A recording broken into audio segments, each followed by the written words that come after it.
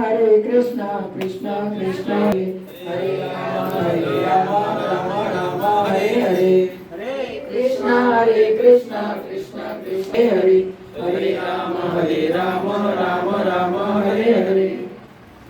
तो इसलिए हमें एक प्रामाणिक गुरु के शरण में जाना चाहिए और उनसे दीक्षा लेना चाहिए। तो एक प्रामाणिक गुरु के निर्देशन में जाने के लिए हमें क्या करना चाहिए?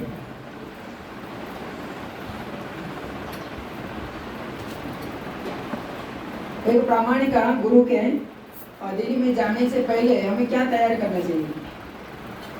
जैसे हम लोग बच्चे को स्कूल में डालते हैं, स्कूल में डालने से पहले हम बच्चे को अपने घर में क्या कराते?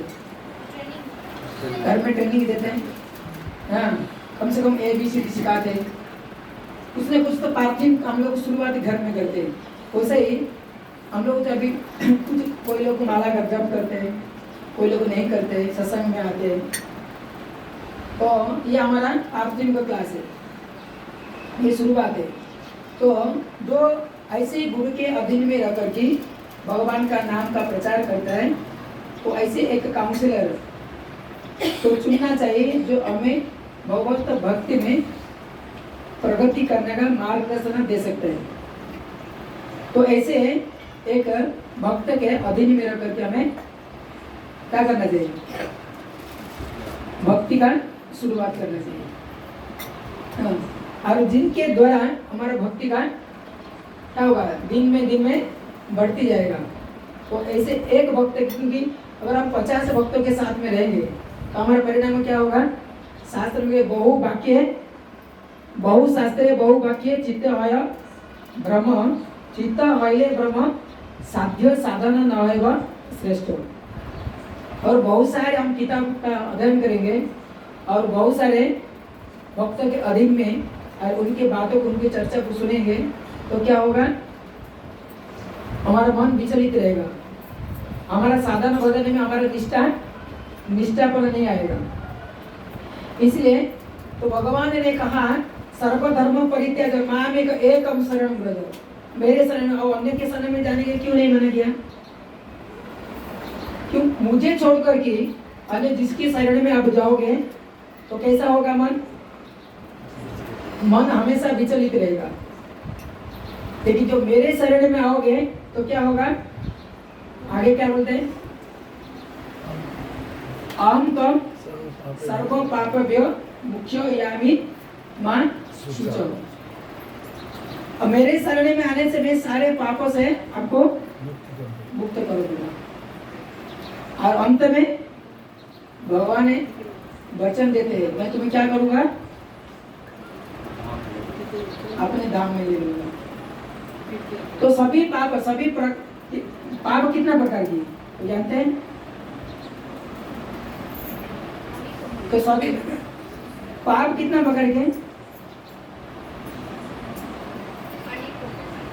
ऐसा पद्म पुराण में तो पाप के बारे में लिखा गया, अपराधम फलम पाप कुटम बीजम फलम मुखम क्रमेणैव प्रलीयन्त विष्णु भक्तिरत आत्मानम।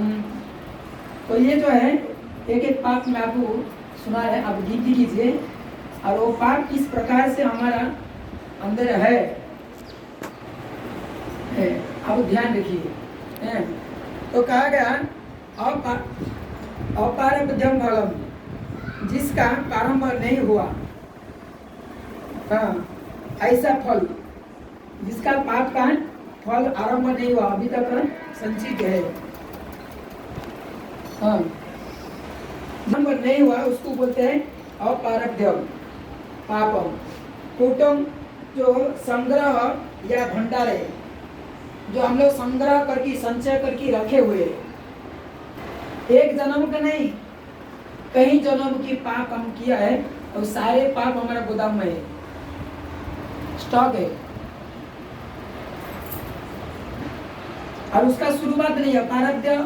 अपारब्ध मतलब जिसका प्रारंभ हुआ नहीं, स्टॉक भी है और उसका आरंभ भी हुआ नहीं। और एक है फलम उन्मुखम, फलते होने का राह देखता हुआ, और एक फल ऐसा पाप का है, फल है जो फलने वाला है, शुरुआत आरंभ होने में जा रहा है। तो क्रमशः प्रलय अंते ये जो मैं बताया 3-4 प्रकार के जो पाप हो, ये क्या है, क्या होता है, ये प्रलय अंति, ये सारे पाप नष्ट हो जाते हैं। क्या करने से? भगवान की शरण में आने से। बाकी किसके शरण में जाने से पाप नष्ट नहीं होता है। पाप करने की प्रवृत्ति और बढ़ती जाती है। आप उस शास्त्र में उदाहरण अनेक है। जैसा आप देखोगे, जैसे जैसे लोग के पास धन आता है, वैसे वैसे पाप करने की प्रवृत्ति बढ़ जाती है। सच है कि नहीं? देखो, रावण ने एक साधु ब्राह्मण था, लेकिन जैसे उनको वर मिला, जैसे उनके पास धीरे धीरे दान वैभव बढ़ने लगा, ऐसा ऐसा उसका पाप करने का प्रवृत्ति भी बढ़ने लगा। आप संसार में आजकल दुनिया में भी देखिए, जो सादा सीधा व्यक्ति है, जिसके पास धन नहीं है, वो क्या करते हैं, 2 चपाती थोड़ा सा दाल में खाकर के सूखी में दिन निकालते हैं। लेकिन जिसके पास धन दौलत भरा हुआ है, वो क्या करेगा? सुबह होते होते अंडा नहीं देखेगा तो उसका पेट नहीं भरेगा। मच्छी मटन अंडे में उसका दिन निकलते हैं। रेस्टोरेंट में नहीं जाएगा तो उसका क्या होता है, उसको चैन नहीं पड़ता है। एक टाइम घर में रसोई, दूसरे टाइम हॉस्टल में। क्यों? पैसा है। लेकिन जिसके पास है नहीं, फिर भी जो पैसा वाले, कहीं ऐसे कम लोग हैं जो भगवत भक्ति में जुड़े हैं, तो ऐसे लोग को इसी कार्य से बच जाते हैं, ऐसी पापों का कार्य से वो बच जाते हैं और अपने धन को भगवान की सेवा में लगाते हैं। तो ये जो 4 प्रकार के जो पाप है, हम भगवान की शरण में जाने से कट जाती है। तो यहाँ पे प्रश्न होगा, तो हम भगवान की शरण में कैसे जाए? तो भगवान भगवत गीता 18 अध्याय में तो अर्जुन ने कहा, प्रभु ठीक है, मैंने सर्व धर्म परित्याज्य माम एकं शरणं व्रज, में सारे प्रकार के धर्म को छोड़ दिया, आपकी शरण में आया, तो अभी मुझे क्या करना है? तो भगवान कहते ज्यादा कुछ नहीं करना। जैसा संसार में लोग इतनी परिश्रम उठा के धन कमाते हैं, उतना परिश्रम नहीं करना है, लेकिन थोड़ा सा परिश्रम करना। और करके क्या करना है? वो कहते कि मन मना भव मद भक्त, जो तुम्हारा जो मन है, ऐसे जो पाप करने के जो प्रवृत्तियां में लगा हुआ है, तो उसी प्रवृत्तियों से मन को निकालो और क्या करो? मन मना भव, मेरे भावना में आपके मन को लगाओ। हमें सुबह उठते उठते क्या सोचते हैं? आ जाना, धन कमाना। आप देखिए, ट्रेन में कोई आते हैं जाते हैं, स्कूल में जाते हैं आते, आजू बाजू में रहते हैं, तो हम सुबह से लेकर शाम तक हम कुछ ना कुछ पाप कार्य करते हैं। तो वो पाप कार्य देखिए कि कैसा कैसा पाप कार्य होता है हमारे से। सुबह जब उठते हैं हम लोग क्या करते हैं? घर को झाड़ू में लगाते, झाड़ू लगाते कि नहीं? तो झाड़ू के द्वारा कई सारे जीव का हत्या होते हैं। जब हम पानी के मटका भरते हैं या कलश भरते हैं, उसको हम लोग धोते कि नहीं साबुन से, तो उसके अंदर भी कई सारे कीटाणु हैं जो मरते कि नहीं? हाँ? तो ऐसा दिन भर आप देखा जाए तो हमारे द्वारा अनेक प्रकार का पाप होता है। और ये सारे पापों से बचने के लिए 5 प्रकार की यज्ञ करने के लिए शास्त्र में बताया गया है। लेकिन जो 5 प्रकार यज्ञ का बात हुआ है, तो हमारे द्वारा इस कलियुग में वो यज्ञ करना हमारे द्वारा संभव नहीं है। इसीलिए महाप्रभु ने कहा, क्या करने के लिए कहा? हरि नाम संकीर्तन, जो नाम संकीर्तन यज्ञ को करने के लिए कहा। तो ये यज्ञ के दौरान वो 5 प्रकार के यज्ञ का फल प्राप्त होता है। इसलिए तो यहाँ पे जब गीता में भगवान कहते हैं मन मना भव मद भक्त, मन को मेरे भावना में लगाओ, और यहाँ चैतन्य महाप्रभु कहते हैं हरि नाम हरि नाम ही केवलम कलो नास्ते व नास्ते व नास्ते गति अन्यथा। तो ये कली युग में हरि नाम के बिना अन्य कोई उपाय या मार्ग नहीं है जो कली की कलमश को नष्ट कर सकते हैं। तो इसीलिए चैतन्य महाप्रभु ने क्या दिया, एनिची औषध माया नासी बारा लागी, हरि नाम महामंत्र लो तुम्हें मांगी। ये जो हरि नाम महामंत्र, ये गोलोका का प्रेम दाना हरि नाम संकीर्तन। ये जो संकीर्तन हरि नाम की संकीर्तन जो यज्ञ है, ये हमारा प्रेम का धन है। बाकी जो संसार की जो धन है उसमें प्रेम नहीं है, उसमें कोई प्रेम नहीं है। उसमें क्या है, स्वार्थ है। स्वार्थ है कि नहीं? हम संसार में जो धन कमाते हैं उसमें स्वार्थ है या नहीं है? अगर स्वार्थ नहीं होता तो पति पत्नी को सुपारी देता है मारने के लिए। क्यों? क्योंकि उसने वो धन को प्यार नहीं किया, अपना स्वार्थ के लिए उसने सुपारी देते। आप लोग सुने कि नहीं? ऐसी बॉम्बे में अनेक घटना घटती है। बेटे बाप को मारने के लिए सुपारी देते हैं, पत्नी पति को मर्डर करने में सुपारी देते हैं। किसी लिए? धन के लिए। तो पति पत्नी का प्रेम नहीं था, वो धन के ऊपर प्रेम है। तो इसलिए एक दूसरे को क्या करते हैं, मर्डर के लिए सुपारी देते हैं। तो पति पत्नी का वहां प्रेम नहीं है, स्वार्थ है। अब आगे इतने दूर मत जाइए, आप घर में देखिए। सुबह हम ड्यूटी पे जाते हैं, जाने का पहले हमें 2-4 गरम गरम चपाती मिल जाते तो हम खुश होते हैं। नहीं मिलते तो शाम को आते आते हैं दरवाजा अलार्म बजाते बजाते अगर पत्नी ने कहा आइए बैठिए थोड़ा गरम गरम चाय लीजिए, हम खुश हो जाते हैं। होते कि नहीं होते? रास्ते तक जितने हम धक्का खा के आते सब भूल जाते हैं। अगर वही पत्नी गरम चाय की जगह में और कुछ बोल देते थे, दिन भर की घर की समस्या है, बाकी वाले का समस्या है, अगर कुछ बोल दिया तो क्या करते हो? गुस्सा आ जाते हो। अगर अंदर आपस में अगर प्रेम है तो क्या करेगा, एक दूसरे को संभाल के लेगा, है कि नहीं? हाँ, पतिदेव अभी दिन भर ड्यूटी से आए, हाँ, ट्रेन में धक्का खा के आए, कोई कुछ बोला होगा, बॉस ने कुछ बोला होगा, अभी मुझे उनसे कैसा रहना है, कैसा बोलना है, क्या करना है जो प्रसन्न रहे। अगर समझदार पत्नी होगा तो उसी हिसाब से उससे क्या करेगा, बात करेगा, मीठी बात करेगी, बैठने के लिए आसन देगी, चाट या पानी लाके उनको प्रेम से देगा।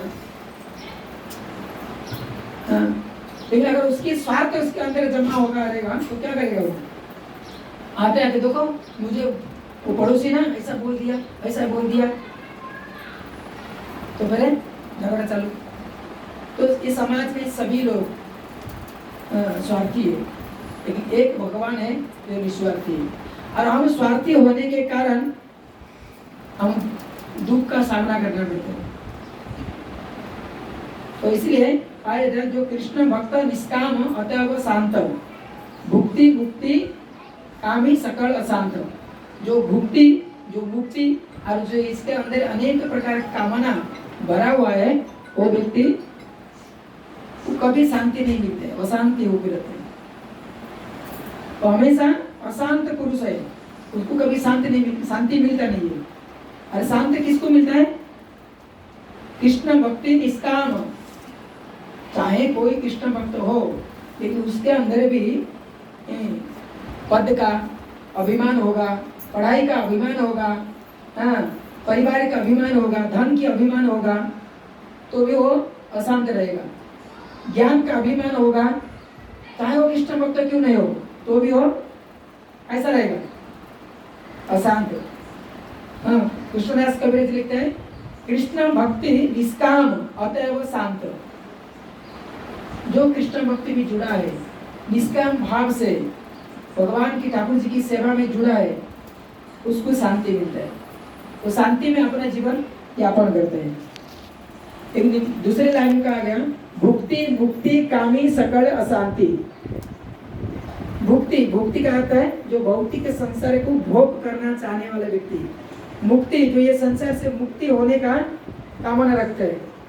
और कामी जो अनेक प्रकार का कामना उसकी हृदय में बैठा हुआ है, ऐसे लोग को कभी शांति नहीं है। ये सभी के अंदर है, भुक्ति, मुक्ति, सिद्धि और कामी। जो सिद्धि पाने के लिए भी हिमालय में जाके बैठे हुए हैं, 8 प्रकार का सिद्धि आए।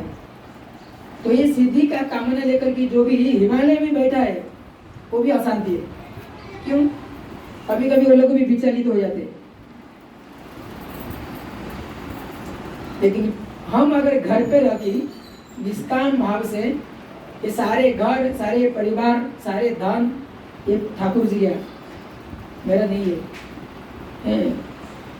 अमार बोली तो प्रभु और कुछ नहीं, तुम्हें अमार मात्र पिता बंधु भाई।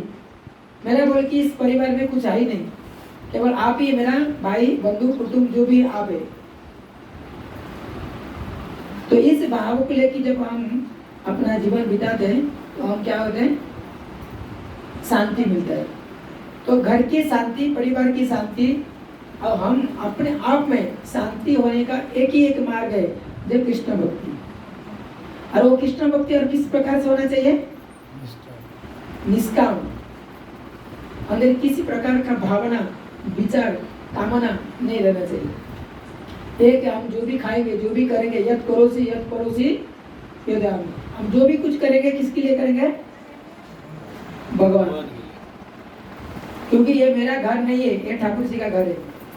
ये परिवार मेरा नहीं है, ठाकुर जी का है। तो ये घर में एक नौकर है। जिस प्रकार कोई एक ऑफिस में एक सिक्योरिटी रहते हैं, तो जितना समय उसको ड्यूटी करना है वो सोचता है कि पूरा ऑफिस मेरा है, मेरा अंडर में ये ऑफिस चल रहा है। लेकिन जैसा ड्यूटी खत्म होता है उसका जिम्मेदारी ले। तो उसी प्रकार ये हम ये घर में जब तक है ये समझ रहे मेरा है, मेरा मालिक का है। मेरा मालिक मुझे देखभाल करने के लिए सिक्योरिटी बना के रखा है। मेरा काम है, मैं जब तक जिंदा हूँ मुझे ध्यान देना है, क्योंकि ये ठाकुर जी का परिवार है, उनका सब सेवक है। किसी सेवक को किसी प्रकार की कष्ट नहीं होना चाहिए। और इन सभी को सेवा करने के लिए, ध्यान देने के लिए ठाकुर जी ने मुझे सिक्योरिटी गार्ड बना के रखा है। तो मेरा काम है सबको ध्यान देना, सबको ध्यान देना, कौन क्या करते क्या नहीं करते, उतना है। लेकिन उतना आसक्त नहीं होना। कभी कभी किसको बीमारी आ जाता है, कोई हॉस्पिटल में एडमिट हो जाते हैं, किसको कुछ हो जाते हैं, तो हम लोग विचलित हो जाते हैं। तो उसी समय हमें क्या करना चाहिए? भगवान से प्रे करना चाहिए, प्रार्थना करना चाहिए, प्रभु ये तुम्हारा सेवक है, मुझे देखने के लिए यहाँ पे आपने मुझे खड़ा कर दिया, मैं देख रहा हूँ लेकिन मैं असमर्थ हूँ। आप कृपा कीजिए, उनको ठीक जल्दी से ठीक कर दीजिए, जो आपकी सेवा में वो जुड़ जाएगा। तो भगवान से प्रार्थना करो और अपना कर्तव्य जो आप निभाते लो। तो ऐसी भक्तों को शांति मिलता है। नहीं मैं तो इतना मेहनत किया, इतना परिश्रम किया, मेरे पत्नी मुझे ऐसा क्यों बोल दिया, मेरे बच्चों ने मुझे ऐसा क्यों बोल दिया। अभी से जो वॉचमैन है गेट पे खड़ा होता है, उसको आने जाने वाले सभी लोग सभी कितना प्रकार की बात बोलते हैं, लेकिन उसको सहन करना पड़ता है कि नहीं? सहन करना पड़ता है नहीं? बाहर का कोई अगर कोई कंपनी में वॉचमैन है तो बाहर का कोई आता है तो उसको सुनना पड़ता है, अंदर से कोई जाता है तो उसको भी दो बात कहेगा तो भी सुनना पड़ता है। सबका सुन करके और सबका रिपोर्ट लिख करके वो किसको देते हैं? मालिक के पास भेजते हैं, रिपोर्ट देते हैं। उसी प्रकार कोई भी तकलीफ हो हम सहन करते हुए सारे रिपोर्ट हम भगवान के सामने प्रस्तुत करना चाहिए, क्योंकि प्रभु ये मेरा कुछ नहीं है, आपका है, और इसका निर्णय लेने वाला मैं नहीं हूँ, आप है। इसलिए मुझे जो भी अच्छा बुरा लगा मैंने लिख दिया, आपको बता दिया, अभी आपके हाथ में है, क्या करना है करिए, वो भगवान है। तो इसलिए हमें निष्काम भाव से भगवान की भक्ति में जुड़ना चाहिए। तो भक्ति में जोड़ने के लिए क्या कहा भगवान ने? मन मना भव मद भक्तो, मेरे भक्तों बनो, मेरे भावना में रहो और मुझे प्रणाम करो और मेरी पूजा करो। और ये चारों चीज को हम अगर निष्काम भाव से करते हैं तो क्या होता है? हमको शांति मिलती है। यही है कि शांति का मार्ग है। तो इसलिए हमें भगवान से पूर्ण विश्वास होना चाहिए। तो इसके चैतन्य चरित्र कहते हैं श्रद्धा शब्द विश्वास कहे सुदृढ़ निश्चय कृष्ण भक्ति पहले सर्व कर्म कृत है। अब आप दृढ़ता के साथ भगवान की भक्ति करोगे, आपके सारे कार्य ऐसे ही लिपट जाएगा, कोई तकलीफ नहीं होगा। लेकिन दृढ़ विश्वास होना चाहिए। भगवान के प्रति हमारा जो दृढ़ है विश्वास होना बहुत आवश्यकता है। हमारे पास विश्वास है लेकिन दृढ़ नहीं है। विश्वास है इसीलिए हम भगवान के पास आते, सत्संग में आते हैं। भगवान का विश्वास है, श्रद्धा है, लेकिन वो जो श्रद्धा दृढ़ नहीं है, क्योंकि हम भौतिक संसार के मोह में फंसे हुए हैं। अरे वो मोह क्या करते हैं? उस श्रद्धा को विचलित करा देते हैं। तो इसीलिए हमें दृढ़ विश्वास रहना चाहिए। रखे हरि मारे के मारे हरि रखेंगे। भगवान के हाथ में सब कुछ है। भगवान चाहे हमें मार सकते हैं, भगवान चाहे हमें रख सकते हैं। तो इसलिए जिन भगवान के ऊपर हमारा इतना दृढ़ विश्वास होगा, हाँ, तो उन भगवान की हम सेवा करते हैं। देखो कई लोग विश्वास है साईं बाबा के पास, तो साईं बाबा की पूजा करते हैं। कोई गणेश के तो गणेश की पूजा करते हैं। लेकिन गीता हमारा धर्म ग्रंथ है और भगवान कहा कि सर्वधर्म परित्याग, सभी प्रकार के धर्म को त्यागो, मेरे शरण में आओ। तो हमको भगवान की बात को स्वीकार करना चाहिए। तो इस प्रकार से करने से हमारा क्या होगा? जो सब कई प्रकार की जो पाप है हमारे कई जन्म से जो संचित होकर ये हृदय में जमा हुआ है वो नष्ट होता है। इसलिए इति षोडशो को नाम कलि कल्मष नाशनम नाथ परत उपाय सर्व वेदेषु दृश्यते। सारे वेद का यही कहना है, इस कलि युग में जो 16 शब्द वाले जो मंत्र है ये कलि कल्मष को सफा कर सकते हैं। ऐसा भगवान का हरि के अनेक नाम है। अनेक नाम से ये जो हरे कृष्ण महामंत्र ये 16 शब्द वाले, और इस 16 शब्द मंत्र वाले जो मंत्र है इस कली कल्मष को विनाश कर सकते हैं। अन्य कोई मंत्र का इतना शक्ति नहीं है। सभी मंत्र में शक्तियां है, लेकिन इस महामंत्र का अर्थ क्या है? सभी मंत्र का जो मुख्य है, जैसा अब मुख्यमंत्री बोलते, प्रधानमंत्री बोलते, अनेक मंत्रियां है लेकिन एक प्रधानमंत्री है। वैसे ही अनेक मंत्र है और एक प्रधानमंत्री है जिसको महामंत्र के रूप में जानते हैं। हरे कृष्णा कृष्णा कृष्णा हरे हरे, हरे राम राम राम हरे हरे। ऐसा कहा गया। तो बृहद पुराण में कहा गया, नाम नामनी यावती शक्ति पाप निर्वहणे हरे तावत कर्तु न शक्ति अति पातकी न रहो। आप हरि के नाम अगर उच्चारण करते हैं, आप जितना भी पाप करोगे, पाप करने की शक्ति उतना नहीं होगा जो एक मंत्र से आपका पाप नष्ट हो जाएगा। और चैतन्य महाप्रभु कहते कि नाम करी बहुधा निज सर्वशक्ति तथा पिता नियमित स्वर्ण न काला। और उस मंत्र को जपने के लिए कोई विधि, कोई समय का कोई विधान नहीं है। हम कभी भी इस मंत्र का उच्चारण हरे कृष्णा कृष्णा कृष्णा हरे हरे, हरे राम राम राम हरे हरे। तो इस मंत्र का उच्चारण आप कर सकते हो। तो जिसके द्वारा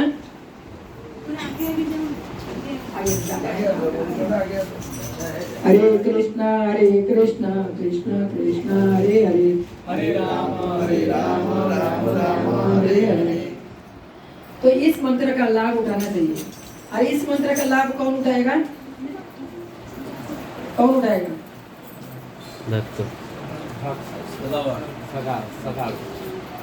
जिसका भगवान के प्रति विश्वास है, श्रद्धा है। हाँ, तो लेकिन सभी का तो श्रद्धा है, तो कभी कभी हमारे मन में विचलित क्यों आ जाते हैं? तो हम अपने स्वरूप को नहीं जानते। हरि बोल। तो हम कभी कभी हमारा स्वरूप को भूल जाते हैं। तो हमारे भगवान प्रति श्रद्धा और विश्वास कब बढ़ेगा? जब हम भगवान और हमारे बीच की जो संपर्क है, रिलेशन है, उसको जब समझेगा, अच्छे तरीके से समझेंगे। जीवन स्वरूप है नित्य किष्ट दास, हम भगवान की सेवक है। हाँ, तो अब हम इसको भूल जाते हैं तो हम क्या करते हैं? भगवान की भजन कीर्तन में श्रद्धा नहीं होता है, विश्वास नहीं बढ़ता है। तो श्रद्धा या विश्वास को बढ़ाने के लिए हम अपने स्वरूप को अच्छे से समझना चाहिए। मैं आत्मा हूँ, भगवान परमात्मा है, तो मैं जीव हूँ, परमात्मा भगवान परम जीव है। तो जीव का स्वरूप है नित्य किष्ट दास, मेरा स्वरूप ही है भगवान की सेवा करना। जैसा एक बच्चा का कर्तव्य है पिता माता का सेवा करना, तो ऐसा ही एक जीव आत्मा का कार्य है परमात्मा का सेवा करना, यही उसकी स्वरूप है। और इस स्वरूप को जो भूल जाता है और समझ लेता है, तो यही मेरे माता पिता, यही मेरा स्वरूप है, इनके ही सेवा करना, ये मेरा पत्नी है, ये मेरा बच्चा है, मेरा स्वरूप है, इनकी ही सेवा करना। तो वो भक्त कभी भगवान की सेवा में या भक्ति में, यह नाम में रुचि उसकी बढ़ेगा नहीं, श्रद्धा नहीं होगा, नहीं बढ़ेगा। इसलिए श्रद्धा उत्पन्न होने के लिए हम अपने आप को जान, जिसी प्रकार समझ लो कोई एक बाजार में आप अपने बच्चे के साथ गए और बच्चा मार्केट में घूम जाता है, वो बच्चा अगर दूसरे कोई व्यक्ति को अपना पिताजी समझ करके हाथ पकड़ लेता है, तो क्या वो ग्रहण करेगा? क्योंकि वो जानता है कि ये मेरा बच्चा नहीं है। लेकिन अगर खुद अपने पिताजी के हाथ पकड़ लेगा तो अरे अरे कहाँ घूम गया था, मेरे ही बच्चा है, तो उसकी श्रद्धा, उसकी जो विश्वास है अपने बच्चे के प्रति और बढ़ जाते हैं। देखा घूम गया था, अभी मिल गया, कितना खुश हो जाते हैं। उसी प्रकार जब हम अपने स्वरूप को ढूंढ लेते हैं, हाँ ढूंढ लेते हैं, और जब मिल जाता है और उनका पीछा हम जब नहीं छोड़ते हैं, तो हमारा प्रभु हमारे प्रति बहुत खुश हो जाते हैं, संतुष्ट हो जाते हैं। लेकिन हम घूम जाते हैं, वापस घूम जाते हैं। क्यों? क्योंकि ये माया के संसार में मोह के हम फंसे हुए हैं। एक मोह के कारण हम क्या करते हैं? भगवान का हमारा स्वरूप को हम भूल जाते हैं। मैं एक